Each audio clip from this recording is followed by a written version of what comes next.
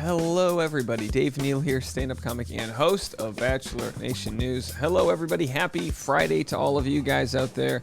We've got a video here where we've got the Women Tell All preview. The first footage of the Women Tell All is out there, and we got Shanae waving that finger. Oh, there's nothing more offensive than a white chick with her finger in your face. That's so if Shanae's looking like someone just got her Starbucks order wrong. I said oat milk, not coconut milk. Know the difference. You know what I mean? Someone's like, all right, you just got spit in your frappuccino. Anyway, we'll get into that story. And if anyone wants to leave a voicemail, 401-213-9828. Let me get to it with the old Harry Potter wand there. It's a Harry Potter Friday. 401-213-9828. You can leave a voicemail. I'll be playing your voicemails this afternoon. We've got a call from Josh in Boston. How great is this? Josh in Boston has decided to call us back. We've missed you, my guy. I know you've been out there and are busy with work, but I appreciate taking the time to call 401-213-9828. And if anyone else has a phone call they want to leave regarding any of the topics we've been discussing or any hypotheticals or, just tell me what's good in life. We'll try to play it unless it's 3 minutes long, in which case, who's got the time? All right, so we'll get into that story and we'll share the spoilers.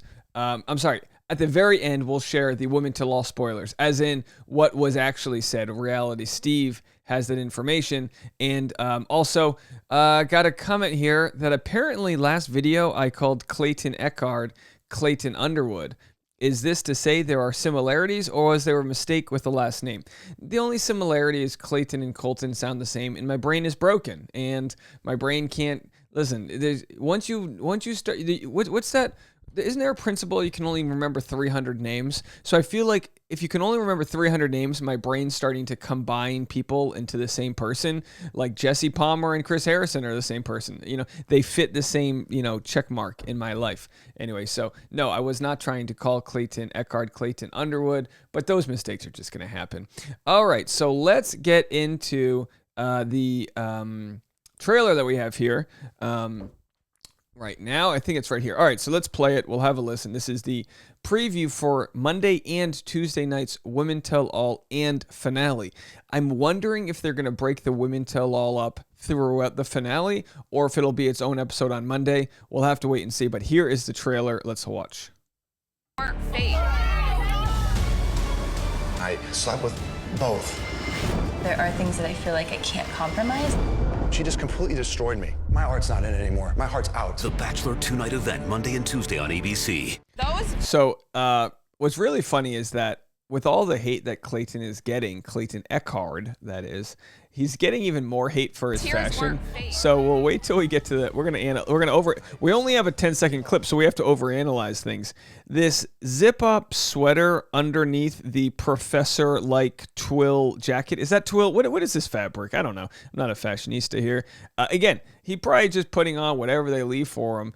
They're just setting him up to look like a sleazy Mr. Rogers, I feel like. Hey, but he's deciding he slept with both. And it's begging the question. A lot of people are saying, hey, in the past, haven't the leads slept with multiple people? What's the big deal? There are other forms of intimacy. They're not mad that he's holding hands or cuddling or doing these other things with others.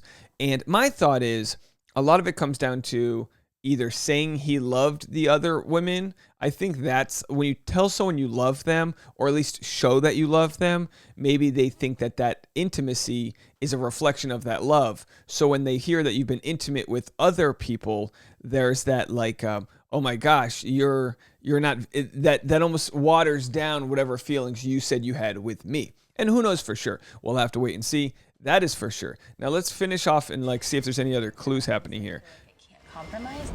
She just completely destroyed me. All right, so I'm assuming he's referring to Susie, and we have a producer here in the front. He said she just completely destroyed me, and it appears that Susie will have the last, or potentially the last, fantasy suite date. Again, I don't know this for sure, and if that's the case, and he tells Susie that I made love to both of them, I'm going to say made love in quotes because having sex and making love is not always the same thing. They might not call it making love. But either way, if he does tell Susie that, is it a situation like a Madison Pruitt, a Luke P., where someone says, hey, that's just a hard no for me, in which case he would say, oh my gosh, why didn't you tell me that? If Susie and Rachel and Gabby. Did I have the three of them right? If he can't tell which one he likes the most, and he says in his head, all right, we're going to pump our Palmers, we're going to bump our Harrisons, we're going to slam our Little John on top of our Billabong, or whatever, the kids are calling it these days.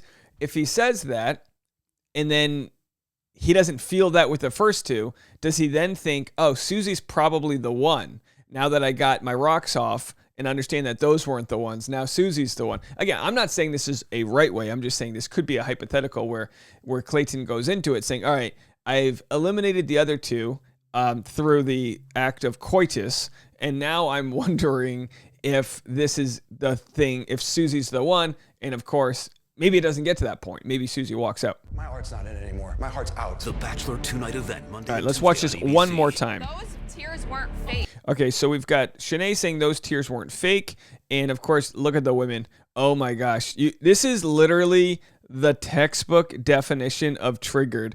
This right here, double okay signs.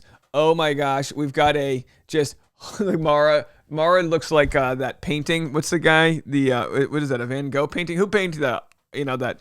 Okay, and then oh boy. Not too happy. Like, how are you kid? Like, they were waiting months to hear Shanae apologize, and she says, "I'm not apologizing." They're like, "Okay," and then they just start clapping and everything. Let's see if we can get a good clap here. You never want. Is this Lindsay right here? Lindsay's clapping. You never want to be clapped at. She's throwing. Lindsay's clapping as if you're trying to get the attention of a dolphin at a Sea World. Hey, Flipper, come here. Are you kidding me? What else is going on? Mara's still shocked. I just love these reactions. It's just like immediate, like rah, rah, rah, rah. Read some of the comments. Ready for this hot mess express to begin, says Bachelorette. Bachelor Rabbit Hole says, never want to see Shrimpney on my screen ever again. Do y'all really think he would say his heart isn't in it anymore if Susie wasn't his F1?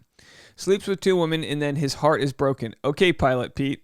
His heart was never in it to start with. The little boy in his pants did all the thinking on his journey. Clayton has some growing up to do. All right, I don't have a Bachelorette version to relate this to, but is there a scenario on Bachelorette, and I'm asking this because, again, I'm not a great historian of the show.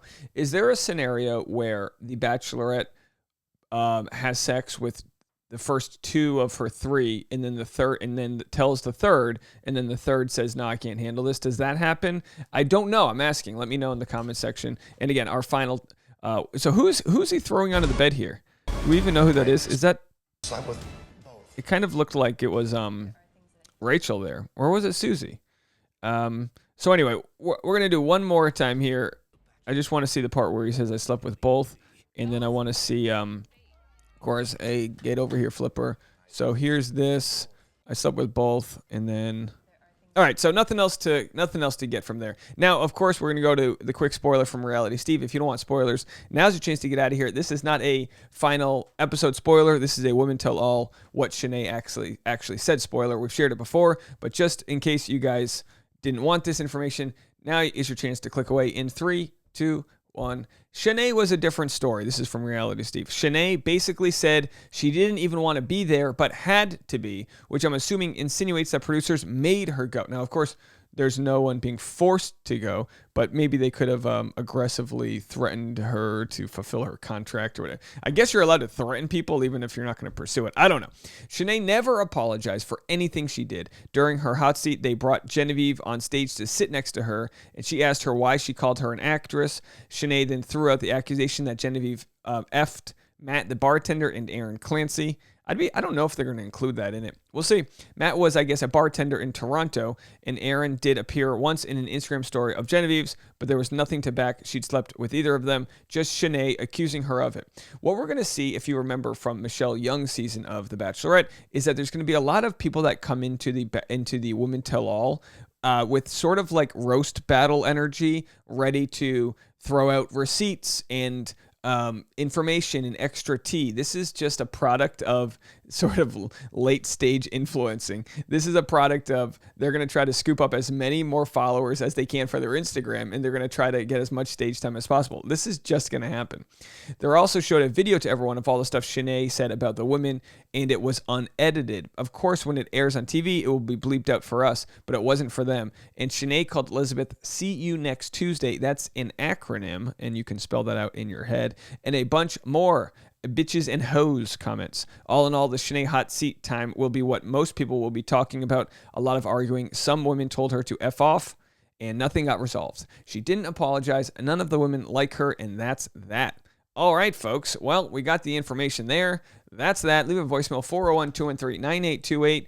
And were those tears fake? Shanae says those tears weren't fake. My thought on tears is that they probably weren't fake in the sense that she felt bad about something and was crying, but it doesn't necessarily mean that she felt bad about what she did. She might just have felt like stupid, or that she had to do this for Clayton's sake. So I guess in that instance, the tears would be considered fake if they weren't for the reasons people wanted them to be for. Either way, they came out of her eyeballs. She's either a really good actress, or she's got a lot going on in her head, or a little bit of both. Hey, it's Los Angeles. You can have a little bit of both. Let me know what you guys think. We'll talk to y'all in a little bit. Bye now.